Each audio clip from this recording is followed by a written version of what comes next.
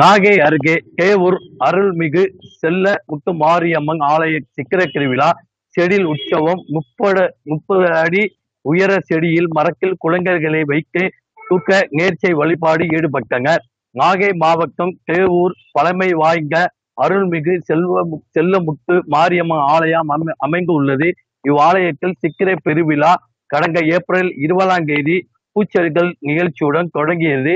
சித்திரை திருவிழாவின் முக்கிய நிகழ்ச்சியான செடில் உற்சவம் இரவு மிக விமர்சையாக நடைபெற்றது.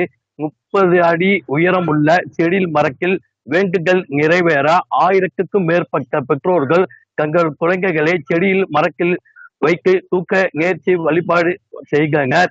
இதனைத் தொடர்ந்து அம்மனுக்கு மஞ்சள் பொடி, பால், தயிர், திராவிட 14 வகையான திராவிட பொடிகள் கொண்டு சிறப்பு அபிஷேகம் தொடர்ந்து மகா தீப ஆராதனையும் நடைபெற்றது. அதனைத் தொடர்ந்து சிறப்பு மலர் அலங்காரத்தில் எழுங்காட்சியளிக்க அம்மன் வீதி உலா வந்து பக்தர்களுக்கு அருள் பாலித்தனர். இதன் சுற்று வட்டார பகுதிகளிலிருந்து திரளான பக்தர்கள் கலந்து கொண்டு சாமி தரிசனம் செய்தனர். வின் செய்திகளுக்காக நாகையிலிருந்து எஸ். செய்யது நிஜாமுதீன்.